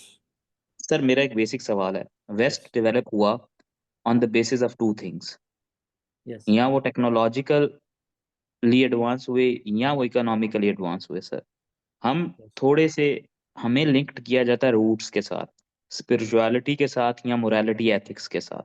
Sir मेरा क्वेश्चन ये है कि जितनी भी जो है ना वो कहते हैं ना कि फिलोसफीज पली, तो वो सारी meadows of Greek city state से राइज हुई। Sir sir Yes. Is there anything, क्या हम चाइना को ईस्ट कह सकते हैं sir? Yes, China is East. बल्कि अच्छा इनफैक्ट आजकल दुनिया में आजकल दुनिया में ईस्ट का मतलब ही चाइना ही है। अच्छा सर, तो फिर मतलब जिस तरह फ्यूचर की वर्ड है, do you really think that economy को सुपरसीड करेगी वैल्यूज, और वो हमें ईस्ट की तरफ देखना पड़ेगा? हालांकि ये टॉपिक अब जो है कंपैरेटिवली उतना रेलिवेंट नहीं है, but just a philosophical question that economy versus ethics, क्या होगा I, future? I think the Chinese and the Eastern societies have given the West a lesson that economy can be moral. So it's not economy versus morality. It is hard and soft power sir. Yes. I think देखिए ना, जब तक उनको free trade suit करता रहा तो ठीक था, अब टैरिफ्स उनको सूट करते हैं। Now they are claiming that era of free trade is over because that suited them and it's fine, and when it doesn't suit them it's not fine. So I think मुझे तो लगता है कि that's the whole idea is that the societies, the Eastern societies have told them that हमारे यहाँ they had a trickle down effect but we had a horizontal distribution of wealth. So I think ultimately हमने तो उनको सिखाया कि economy जो है it has to be moral as well, वरना तो वो सर मुझे नहीं कैपिटलिस्ट लगता कि सर वो जो कैपिटलिस्ट स्टेटमेंट है ना, terrorist to one is basically freedom fighter to other, yes. हमारे एंगल में बड़ा फिट बैठता है। सर एक कंक्लूसिवली इस चीज के ऊपर बताएं, फिर मैं नेक्स्ट टॉपिक पे चलता हूँ। सर क्या मोरालिटी वाकई ही एग्जिस्ट करती है in international relations? Yes it does. Yes it does. It does. अगर मोरालिटी एग्जिस्ट ना करती थी तो हम ट्रम्प को बुरा क्यों कहते, नेतन्याहू को बुरा क्यों कहते? हाँ हाँ भी कहते हैं, हम तो नहीं कहते। अच्छा नेतन्याहू सर, को बोला, नेतन्याहू को नहीं कहते। नेतन्याहू को मैं कहता हूँ, सॉरी नहीं सर, नेतन्याहू को कहता हूँ, आई थॉट ट्रम्प आपने बोला सर। अच्छा नहीं, ट्रम्प सर, को मैं तो ट्रम्प का फैन हूँ। सर अगला सवाल आ जाता है, बहुत इंपॉर्टेंट है सर, इसने रिपीटेडली इकोनॉमी के सेगमेंट में भी पूछा, हर जगह पूछा कि क्या, पहले ये पूछता था कि फॉरेन एड चाहिए नहीं चाहिए, फिर उसने आके कहना शुरू कर दिया फॉरेन एड हमारे पास जो आती है अब वो झोली में तो कोई देता नहीं है, जब से कैरी लूगर वगैरह गए हैं सर। अब बात ये आ जाती है कि क्या फॉरेन एड जो हमें मिलती है, क्या वो थ्रू आईएमएफ और आईएमएफ बेल आउट पैकेजेस, जिसको सर ये अगर 2016 का टॉपिक देखें ना, इसका मैं जी। मॉडर्न वर्जन देता हूँ आपको। तब पूछा गया कि does foreign aid help to achieve economic stability. अब इसके बाद ना, अब जो टॉपिक लेटली 2019-20 में आया सर, वो ये है कि IMF bail out packages a recipe for disaster और a road map for success. Sir my first question is, पहले तो बच्चों को अगर ये टॉपिक आएगा ना, तो वो पूछ रहा है कि आपने ये नहीं कहना कि in some cases it does and in some cases it does not. मेरी बात जहन में रखिएगा, ऐसे की ब्यूटी ये है कि you pick one thing and you basically hold on to that. अगर आप डिविंडल करोगे, इन बिटवीन द लाइंस खेलोगे ना, you can not deceive your examiner. हाँ, लक जरूर मैटर करती है, लेकिन उससे बड़ी बात यह है कि स्ट्रैटेजी क्या थी, स्ट्रक्चर समझा कि नहीं। Does foreign aid help to achieve economic stability? अगर आप ये कहते हो ना यस इट डज, तो सबसे पहले आपने ये बताना है कि फॉरेन एड, अच्छा इसमें ये जरूरी नहीं है इन लिस्ट करना कि फॉरेन एड होती क्या है, फॉरेन एड जो है वो बेसिकली कौन कौन दे रहा है और किस किस को दे रहा है, ये माइनर आर्ग्यूमेंट्स होते हैं। कंपैटिटिव एग्जाम की जर्नी के अंदर आपका जो फर्स्ट जो होती है ना शॉट, वो बाबर आजम वाली कवर ड्राइव होनी चाहिए, ठीक है। आपने सबसे पहले उसको आके बताना है कि how does this help to achieve economic stability. Number 2 के ऊपर आप आएंगे तो फिर आप यूं डिस्कस कर सकते हैं कि फॉरेन एड के साथ जो अटैच्ड लकूनाज हैं, जो वीकनेसेस हैं, वो क्या क्या हैं, ताकि आप अपने ही स्टेटमेंट को फर्दर एग्रेसिवली डिफेंड करो कि बाद में हाँ, जो इसके साथ थोड़ी सी बुराइयां उसको हम ओवरकम कर लेते हैं, ठीक है। जैसे वो कहते हैं ना कि किसी से को पैसे कोई ले तो उसको कहते हैं कि यार ये ले लो, लेकिन कोशिश करो अपना कारोबार भी शुरू कर लो, और वो आगे से तसल्ली देता है कि हाँ आप ये ले लिया करके तो मैं आपको पैसे वापस कर दूंगा। This is the whole discussion, right. तो पहली मेजर हेडिंग बनेगी कि हेल्प करती है, आप इस तरह भी जा सकते हो, या आप इस तरह भी जा सकते हो कि नहीं फॉरेन जो है एड हेल्प नहीं करती। फिर आप दूसरे नंबर पे कहोगे कि किस तरह वो हेल्प नहीं करती, उसके ड्रेडफुल इम्पैक्ट्स क्या आते हैं, और नंबर 3 पे आप आके फिर ऑल टुगेदर एक नया पर्सपेक्टिव दोगे, सिंथेसिस जिसको हम कहते हैं, कि हाँ हम फॉरेन एड का ऑल्टरनेट क्या ले आए हैं, जिसको हम कहते हैं डिपेंडेंसी सिंड्रोम से निकलें क्या, और सस्टेनेबिलिटी कैसे लेकर आए। अब सर मेरा आपसे जो सवाल है सर, वो ये है सर कि ये जो फॉरेन एड या फिर आईएमएफ है, is it a road to stability और अ रेसिपी ऑफ डिजास्टर? अच्छा, नहीं, एक छोटी-सी इसमें चीज़ अगर मुझे इजाज़त है मैं ऐड कर दूँ थोड़ा-सा, दोनों सर जो ऐसे में थोड़ा-सा कंपैरिज़न करूँ तो देखो आईएमएफ का और दूसरे में डिफ़रेंस है। आईएमएफ एड नहीं देता। जब हम एड की सर बात करते हैं तो उसमें आई थिंक डिबेट थोड़ी और हो जाएगी। आईएमएफ की जो सर बात आती है वो आईएमएफ की जो स्ट्रैटेजी आती है स्ट्रक्चर लोन्स की बात आती वो है, डिफरेंट हो ठीक है जाती है, एग्ज़ैक्टली। अच्छा, सर। आईएमएफ जो है वो आपके करता है, आईएमएफ आपकी इकोनॉमिक पॉलिसीज़ को भी डिफाइन करता है। आईएमएफ जो है वो आपके ब्लड प्रेशर को ठीक करता है, and blood pressure is like hmm, your money, basically finance हाँ, को उसको ठीक करता है। बट ऑब्वियसली बात है, whole economy revolves around the money, फिर इसलिए वो इफेक्ट आता है। Aid is a different idea. Aid की जो डिबेट है, मैं हम लोग उसको कहते हैं कि वो एड की डिबेट आती है। जैसे एड जो है वो आपको क्या करती है, डिपेंडेंसी क्रिएट कर देती है। आईएमएफ हम्म, जो है वो आपके स्ट्रक्चरल प्रॉब्लम्स क्रिएट कर देता है। तो ये नहीं, दोनों की हम्म। लाइन थोड़ी सी आई थिंक तो थोड़ी सी। एड एग्जिस्ट करती है अभी? Is yes, it there any does. Latest example of aid? उस तरह नहीं कि कोई डिजास्टर आया हो नेचुरल, उसकी रेमेडी के तौर पे आई हो, कोई जेन्युइन जो है ना, वो क्या कहते हैं, फराख दिली का मुजाहरा किसी ने किया? पाकिस्तान में ऑब्वियसली करते हैं। देखिए उसमें बहुत से डिपेंड करता है ना आप किसको एड करते हैं। जैसे मिसाल देता हूँ, अब आपने शुरू में कहा था रिसेंटली पाकिस्तान जो है वो सऊदी अरबिया से डेफर्ड पेमेंट पे ऑयल लेता है। डेफर्ड पेमेंट का ऑयल हम्म, का मतलब ये है कि हम उनसे उधार ऑयल लेते हैं। सो सऊदी ऑयल जो हम्म, है, अब वो डेफर्ड पेमेंट ऑयल जो है, that's a kind of aid ना, because you buy it now and you pay it next year hmm. With an interest rate which is negligible. Negligible से मतलब ये है कि यानी आपने आपको एड के मीनिंग को चेंज इस तरह कर दिया दैट कि aid is something which will give you temporary relief, not yes, permanent, right? इसको एक और लफ्ज़ अपनाना, जो कहते हैं ग्रांट्स। आप तो खुद ब्यूरोक्रेसी में आप जानते होंगे। ग्रांट्स होती हैं। सो फॉर एग्जांपल हमें फुल सर ब्राइट स्कॉलरशिप मिलते हैं, फुल ब्राइट स्कॉलरशिप मिलते हैं, तो they would not give you the sir money hard dollars, but they would give you the hmm scholarship, they would bring you the machinery, ambulances दे देंगे आपको, आपको क्या दे देंगे, आपको कोई इनोवेशन दे देंगे, कोई ट्रेनिंग प्रोग्राम कर देंगे, तो दे वुड यूज द तो मनी फिर टू तो दैट। फिर तो हार्ड आप कह कैश रहे और हैं ये वाला इकोनॉमिक काम नहीं है। स्टेबिलिटी लेकर आएगा, फिर तो आपने ऑल टुगेदर पर्सपेक्टिव चेंज कर दिया। देखो ये चेंज हुआ है ना, मैं अगर आपको दाम मुझे बताएं, मेरा पिछले दिनों एक ब्रिटिश हाई कमीशन के साथ एक हमारी मीटिंग हुई थी, उन्होंने एक जुमला बोला था, बड़ा अच्छा जुमला था, आई लाइक दैट सेंस। उसने कहा historically we used to give the money to Pakistan, और हम उनको कहते थे कि जी आप सॉरी हम क्या करते थे, हम कहते थे आप इन इन एरियाज में आके हम आपको काम करके देंगे, हेल्थ में काम करके देंगे, एजुकेशन में काम करके देंगे। कहते हैं अब हमारा मॉडल ये है, पिछले कोई 2008 से जब से फाइनेंशियल क्राइसिस आया है, हम आपको क्या करेंगे, हम आपकी कैपेसिटी बढ़ाएंगे, मसला आपने सॉल्व करना है। हम्म We will not give you the money, we'll just train you, we'll empower you, we'll give you the technology। ठीक है, तो अब हम आपको हम्म एम्पावर करेंगे, मसले आप खुद हल करें। हम्म तो यानी कि अगेन आपको यस, ट्रैप करेंगे, डिपेंडेंसी क्रिएट करेंगे, मसले आपसे हल होने यस, को नहीं है। सर हाँ, यस। आपको लगता है कि we can survive without aid और आईएमएफ? सर IMF के फ्लॉवरी बगैर बात नहीं। नहीं, IMF के बगैर तो नहीं, नॉट पॉसिबल। देखें, अब मैं इसीलिए सोचता हूँ, बहुत से लोग जो आपने बात की ना कि आपने कोई एक पोजीशन लेनी है, और यूजुअली हमारी IMF की बड़ी क्रिटिकल व्यू होता है। I can tell you a lot of examples जहाँ पे IMF has been very effective in making states come out of those problems.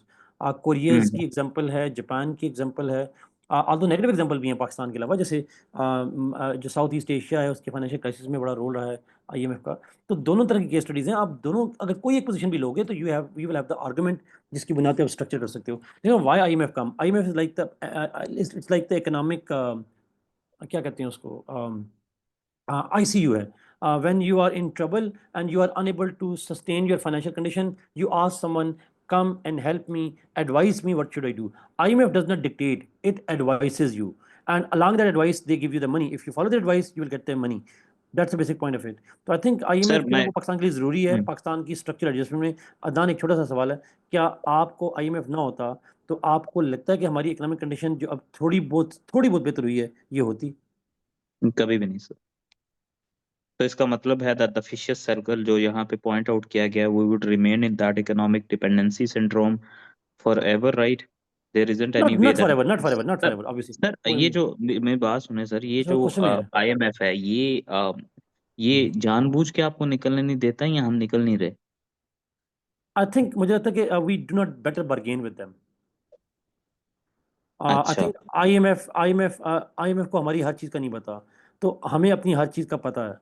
तो why hmm, can't we bargain better with them? That's my question. Sir sir take something from 2020 them and take sir something from your. ये exactly नीचे topic आ गया, IMF bail out packages, road to stability और recipe for disaster. मुझे एक बड़ी important बात बच्चों से डिस्कस करनी है। मैंने एंड का आपको बताया, जब भी बात और की आती है ना, तो और का मतलब है you have to choose a side. अच्छा, सबसे पहले तो एक बहुत बड़ा एक मिसकंसेप्शन पाई जाती है कि जो भी कॉलन के लेफ्ट साइड पे होती है ना चीज, उसको आपने डिफाइन करना होता है। देखें, अब यहाँ पर there is a difference between starting the essay and there is a difference between dragging the essay. Drag आप कब करते हो? जब आप टॉपिक के अंदर गिवन हर वर्ड को अपना फरीजा, कौमी फरीजा समझ के एक्सप्लेन करने बैठ जाते हो। फिर क्या होता है, जो इम्पोर्टेंट होता है ना, वो थर्ड और फोर्थ लेवल पे चला जाता है।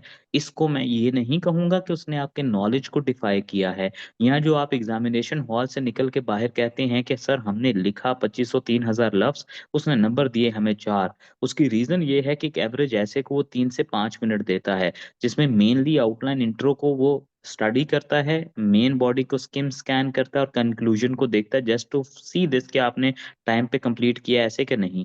अब अगर आईएमएफ बेल आउट्स के ऊपर जो है, आप जो है वो उसकी पाकिस्तान के बारे में सर ये अगर डिस्कशन हो या जेनेरिक डिस्कशन हो, पहली बात तो ये है कि आईएमएफ ने सर ऐसा ही है ना कि नियर अबाउट जो मेरी स्टडी है 38 या 39 के करीब सिर्फ और सिर्फ एशियन स्टेट्स को पैकेजेस दिए हुए हैं। Sir correct me if I am true, wrong sir. Absolutely, absolutely, history में। अच्छा, ट्रू। अब ये टॉपिक अगर आप देखें तो इसके ऊपर था IMF bail out packages, road to stability और रेसिपी फॉर डिजास्टर। इसके अंदर उसने पाकिस्तान मेंशन नहीं किया। तो जो टॉपिक पाकिस्तान का लफ्ज के साथ मेंशन नहीं है वो ग्लोबल पर्सपेक्टिव में जाएगा।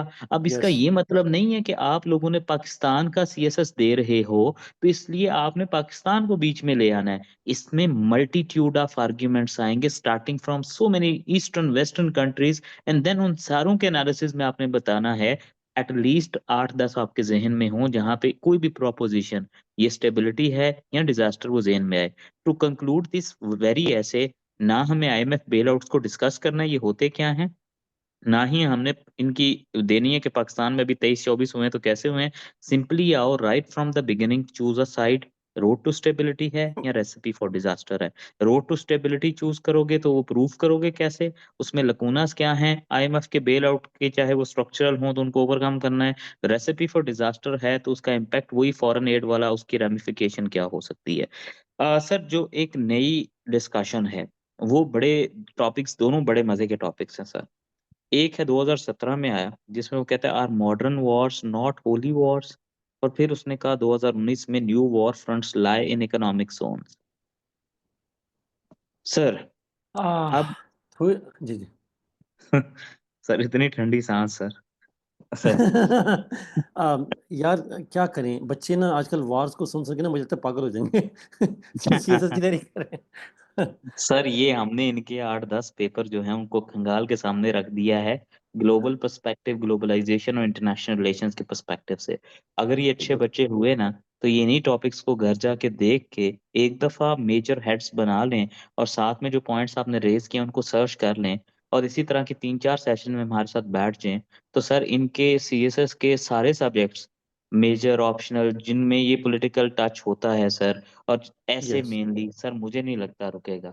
सर ये जो मैराथन होती है ना, इसको टाइटल भी मैंने मैराथन दिया।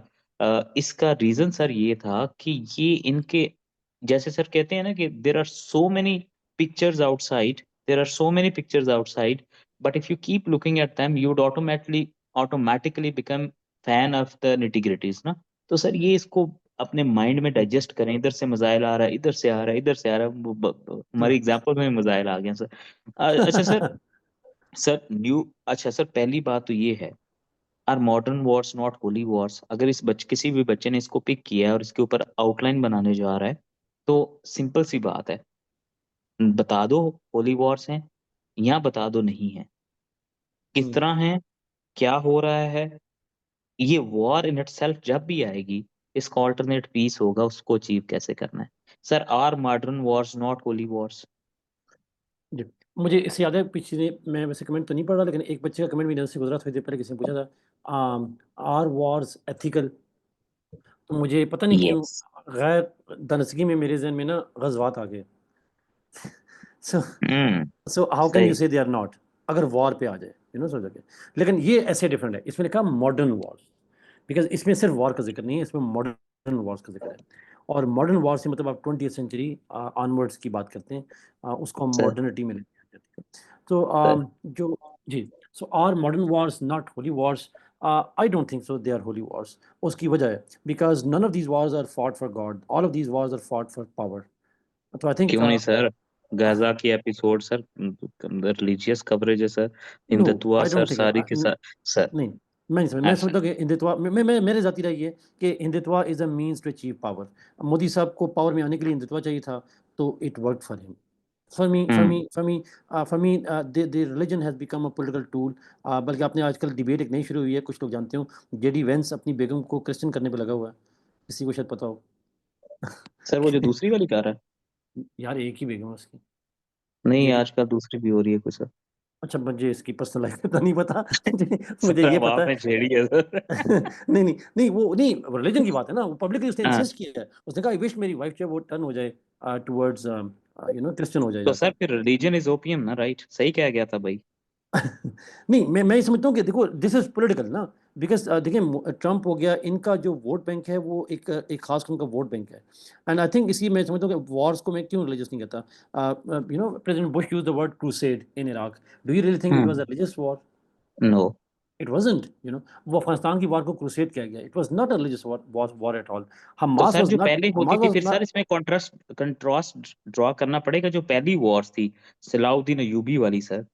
नहीं सर देखिए जिस पे मिस्टर वो ये मैं जुमला बोलता यस देखिए पुरानी वॉर को आप कह सकते हैं इवन आप उठाकर देखें तारीख में असलाउद्दीन अय्यूबी अगर मुस्लिम से हट के भी बात करें तो बहुत सारी वॉर ऐसी रिलीजन पे लड़ी गई हैं रोमन्स की लड़ी गई हैं रिलीजन के नाम पे पर्शियंस बहुत से रिलीजन के नाम पे वॉर लड़ते रहे हैं लेकिन आई थिंक मॉडर्न वॉर्स की डिबेट थोड़ी और हो जाएगी तो मॉडर्न वॉर्स अगेन मैं 20th सेंचुरी ऑनवर्ड्स की बात करूंगा they are not religious war they are fought do you think Afghan jihad was a religious war और political war it was for recording हो रही है सर, लेकिन for some segments it turned out to be a religious, but yes overall it it is true wasn't.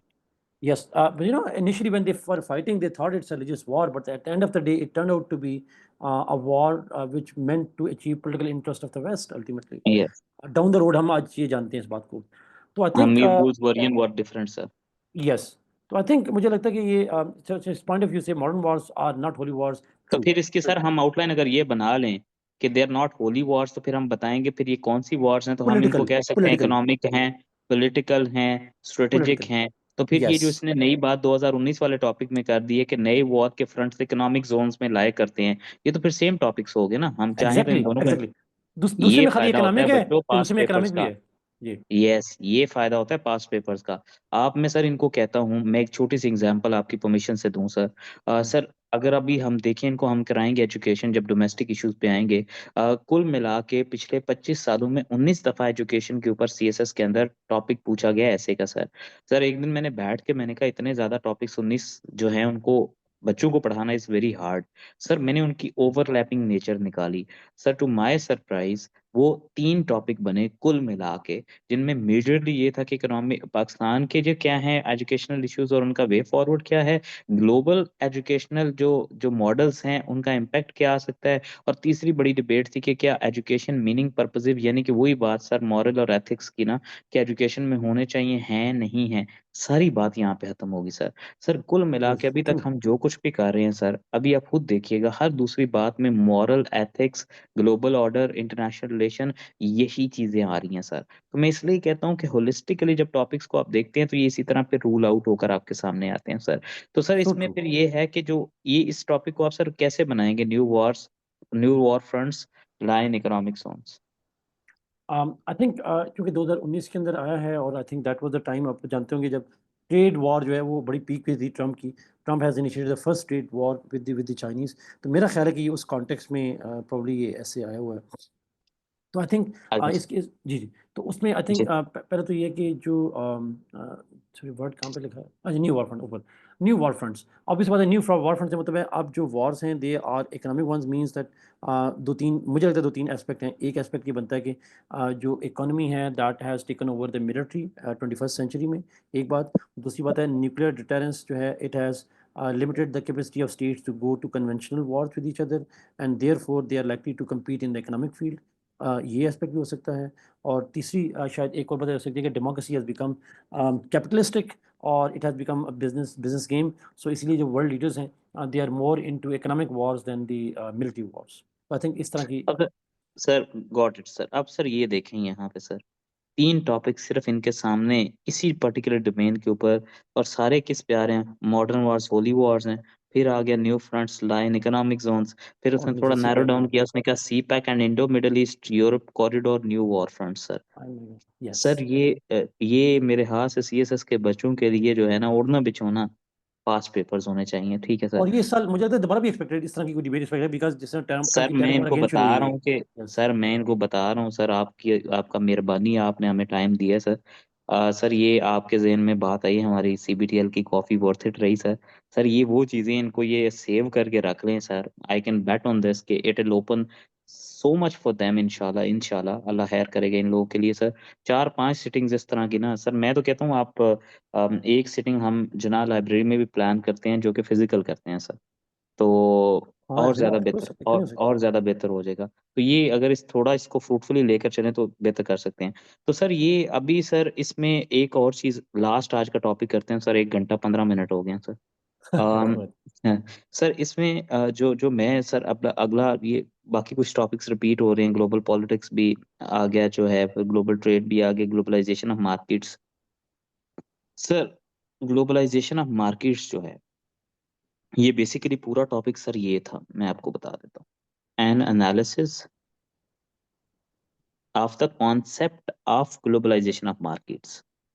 अच्छा, जब ये आपके पास topic आएगा ना, तो एन एनालिसिस जो है, एन एनालिसिस का मतलब होता है प्रोज एंड कॉन्स दोनों। कॉन्सेप्ट इन इटसेल्फ, कॉन्सेप्ट है ग्लोबलाइजेशन ऑफ मार्केट्स। मेरी बात हम्म ज़हन में रखिएगा। द जिसको कहते हैं ना कि ये बंदा बड़ा अमीर है, ठीक है, हम्म और दूसरा बंदा उसको कहता है कि यार तू कितना अमीर है, एक्चुअली बता। जैसे सर आजकल ये ब्लॉगर से पूछते हैं ना आप कितना कमाते हैं, वो एक हम्म एग्जैक्ट अमाउंट नहीं दे रहे होते। वो यही कहते हैं कि जी आप इमेजिन कर लें कि 3 जो है ना वो हम लोग सुजुकियां निकाल सकते हैं एक मंथ में, या एक जो है ना वो हैवल ले सकते हैं सर। जैसे सर अली जो है माशाल्लाह एक V8 ले सकते हैं। तो सर बात ये है कि सर बात ये है कि an analysis of the concept of globalisation of market. Sir ये बच्चे जैसे ही ऐसे का टॉपिक देखते हैं ना सर, ये सीधा हम्म जाते हैं और सारा ग्लोबलाइजेशन का तैया पांचा उखाड़ देते हैं। सर मेरी डिबेट ये है, ग्लोबलाइजेशन ऑफ मार्केट्स जो है, इसके फायदे और नुकसान तो बता दें प्लीज। ग्लोबलाइजेशन के फायदे और नुकसान। मार्केट्स के सर, सिर्फ मार्केट ग्लोबलाइजेशन ग्लोबलाइजेशन मार्केट्स का। ग्लोबलाइजेशन सर ऑफ मार्केट्स के ग्लोबलाइजेशन मार्केट का मतलब बेसिकली होता है कि जो आप एक इंटीग्रेटेड किस्म की इसको कहते हैं वन मार्केट। जो European Union is a one market, ASEAN is one hmm market. Hmm अच्छा, इसका एडवांटेज क्या होता है? सबसे बड़ा एडवांटेज तो ये होता है कि you can deal with the phenomena like Trump's tariff war. It's like ऐसे नहीं होता जिस तरह गांव में होता है। दान के जब गांव में कोई खुदा न खास्ता किसी के घर पे कोई बुरा वक्त आ जाए, तो इस सारे हम्म। जो इर्द गिर्द के लोग होते हैं वो मिलकर के एक सोशल इंश्योरेंस में इसको कहता हूँ, मिलकर जो है हेल्प यस करते हैं। कोई शादी हो जाए, कोई सर। फंक्शन आ जाए तो कंट्रीब्यूटिंग फैक्टर करते हैं जाके। एक्सटर्नल थ्रेट आ जाए, सर कोई बाहर से बंदा कोई उसको FIR कर दे तो सारे गांव वाले मिलकर उसको हेल्प आउट करते हैं। तो I think sir globalisation market का सबसे बड़ा एडवांटेज होता है कि कभी आपको एक्सटर्नल थ्रेट आ जाए, जैसे ट्रम्प का टैरिफ का थ्रेट आ गया, तो then it helps you protect yourself and cushion yourself with the help of your peers and all that. तो आई थिंक आपकी जो रेजिलियंस और प्रोटेक्शन की जो कैपेबिलिटी है ना, वो बड़ी स्ट्रांग कर देती है अगर आप ग्लोबलाइजेशन मार्केट की तरफ जाएंगे। नुकसान और क्या? अगर आप बहुत बड़ी मार्केट होंगे सर, मुझे नहीं लगता कि छोटे मोटे जो बंदे होते हैं उनका तो कोई देखने वाला पूछने वाला नहीं होता। ट्रू यही मेरे ट्रू। हाँ ख्याल से इसका ऑपोजिट साइड भी हो ड्रॉबैक सकता है भी सर। एग्जैक्टली, तो डिपेंड करता है उस मार्केट में आपका स्टेचर क्या है। सर सर इसमें ना एक लास्ट ऐसे जो ग्लोबल ऑर्डर का भी इन्होंने अभी बात की है सर, उस पे आपकी बहुत कमांड है सर। सर ग्लोबल ऑर्डर जो है सर, CSS के अंदर इन्होंने पता नहीं क्यों नहीं मेरी टीम ने यहाँ पे लिखा सर। सर वो एक टॉपिक आया था यूनिपोलर मल्टीपोलर, यूनिपोलर बाइपोलर और मल्टीपोलर। देखें सबसे पहली तो बात ये है कि जब global order colon unipolar comma bipolar और मल्टीपोलर आ गया ना, तो इसका मतलब ये है कि आपने इनमें से एक ऑर्डर चूज करना है। आप ये नहीं कह सकते कि यूनिपोलर भी है, बाय भी है और मल्टी भी है। जब और आ गया बीच में तो you have to choose a side. Sir global order कहते किसको है सर? जैसे जज नहीं कहता क्लास उसमें कोर्ट में ऑर्डर ऑर्डर ऑर्डर, और शांत हाँ में सारे ठीक। अपनी औकात में रहें, तो ग्लोबल ऑर्डर का हाँ, मतलब ये होता है। तो सर वो सारे जो शुरू में हमने डिबेट की थी कि ग्लोबल ऑर्डर जो है ये सेट मोरालिटी करते वाली। हैं, हाँ बड़े चौधरी वाली सर। तो सर इसका एग्जैक्टली। मतलब हुआ कि यूनिपोलर बाइपोलर और मल्टीपोलर भी देखना हो तो फिर ये देखें बड़े चौधरी कितने इस टाइम खड़े हुए हैं सर, जी राइट? बिल्कुल ऐसा ही है, सर बिल्कुल ऐसा, एग्जैक्टली ऐसा राइट ही है। नाउ इन माय अदान अच्छा ओपिनियन इट। इजाज़त दें, अदान आपने ना एक मुश्किल आईआर की थ्योरी को एक नाम लफ्स दे दिए हैं, आईआर वाले बच्चे जान दोगे, इसको नियो रियलिज्म कहते हैं। जो आपने जुमला बोला है एग्जैक्टली इसी को नियो रियलिज्म कहते हैं। Please continue. सर आपको लगता है सर, मुझे तो लगता है the world that witnessing right now is a multipolar world. Yes, if में दो आर्गुमेंट है, या तो कुछ लोग कहते हैं मल्टीपोलर है, जैसे चाइना ऑफिशियली कहता है, इंडिया ऑफिशियली कहता है, और हम स्कॉलर्स मोस्टली कहते हैं कि if it is not multipolar, it is closest ever to be multipolar, या transition, it is transitioning towards multipolar, but yes, it's on the path to. Sir where do we stand? Last conclusive remarks दे दें sir.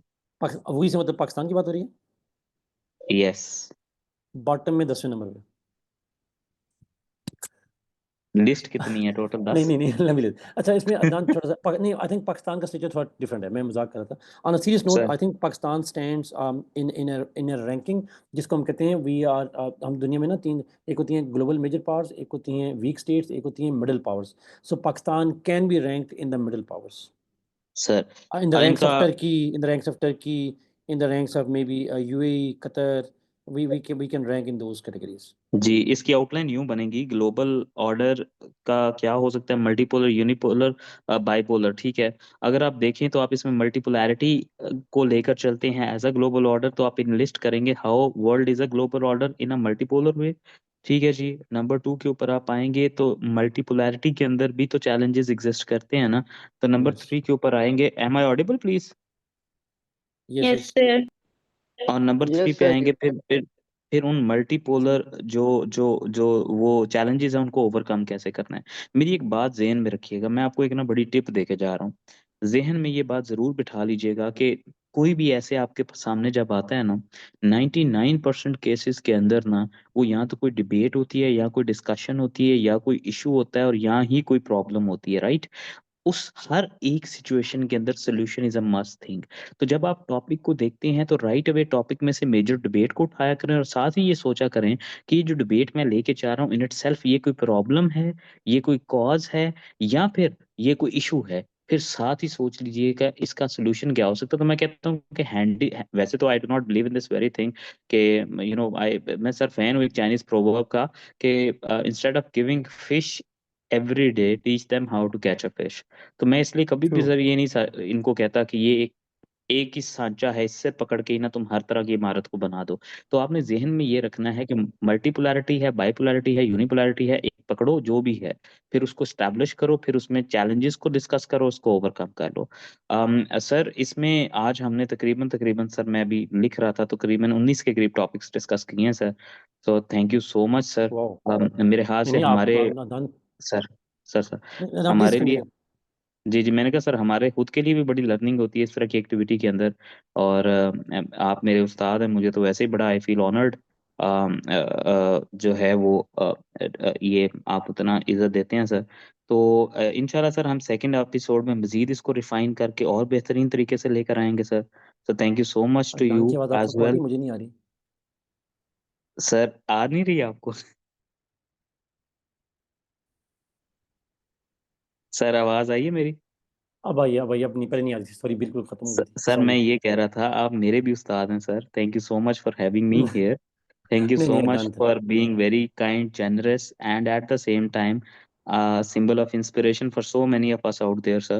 मैंने कहा हम खुद learn कर रहे हैं, और हम इवेंचुअली जो है ना मेरे हाथ से नेक्स्ट एपिसोड में इससे भी बेहतरीन तरीके से जो है वो आगे आएंगे। वो रियली ऑब्वियस। Sorry sir. मसला ये है कि 100 इसलिए रखा क्योंकि मैं चाह रहा था सिर्फ serious one would join sir.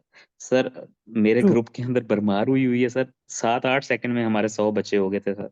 तो नेक्स्ट टाइम हम कोशिश करेंगे, और मज़े की बात है sir till the last moment 100 was जो है ना वो वहाँ पे रहा सर। तो sir thank you so much. Any concluding remarks from your side? Then फिर हम इसको एंड करेंगे, और नेक्स्ट सर हम इंशाल्लाह जल्दी करेंगे आपकी अवेलेबिलिटी। ज़रूर। Adnan, thank you so very much. Adnan, obviously आपका भी बहुत शुक्रिया, बिकॉज़ ठीक है, मैं टीचर हूँ, बट आप भी जिस फ़ील्ड में हो आपकी फ़िज़िकल थकावट बहुत ज़्यादा होती है, और आपको वीकेंड पे टाइम देना आपके लिए बड़ा मुश्किल होता है। हमारी सर इंटेलेक्चुअल थकावट होती है वो सर हम चाय सर पी के ख़त्म कर लेते हैं। सर लेकिन सर सर लेकिन सबसे बड़ी बात है बच्चों के लिए, आई अंडरस्टैंड, बहुत से बच्चों ने मैं कमेंट्स तो देखे नहीं, मैं अभी देखे हैं कमेंट्स कुछ बच्चों के। लेकिन सर सर डेफ़िनिटली आप मेहनत करें, बाकी अच्छी तरीके से मेहनत करें, और बाकी चीज़ें जो हैं वो कुछ अल्लाह पे छोड़ दें। सर और वो शाकर का शेर है ना, वो पता नहीं क्या है कि तू मेहनत कर, ते मेहनत दा सिला खुदा जाने, हवा जाने। ठीक है सर। हमारे भी तो सब ये काफ़ी ये करते रहते हैं इस शेर उनमें से। हाँ, हाँ, हाँ, हाँ। सर ये लगे हुए हैं, माली दा कम पानी लाना पर मशकां पावे, मालक दा स कम फल फूल लाना लावे या ना लावे। सर आप चूंकि वो सराइकी वो क्या कहते हैं, पहाड़ी है सर। वो पहाड़ी में कुछ शायद मुझे आता नहीं है, नहीं तो वो भी सुना देते सर। Sir I shall back leave sir. Thank you so much ज़रूर, सर। तो कुछ बच्चे केबीपीएमएस के पूछ रहे हैं, चलें आप वो आप करते रहें, जी जी पूछते रहेंगे, खैर वो व्हाट्सएप ग्रुप में है, अदनान कोई बात हो बेशक पूछ लीजिएगा, कोई नहीं। जी चलें, ठीक है sir. Thank you so much Adnan, okay thank sir, you so much thank you everybody, so much. God bless Allah you, हाफिज। खुदा हाफ़िज़, खुदा हाफ़िज़।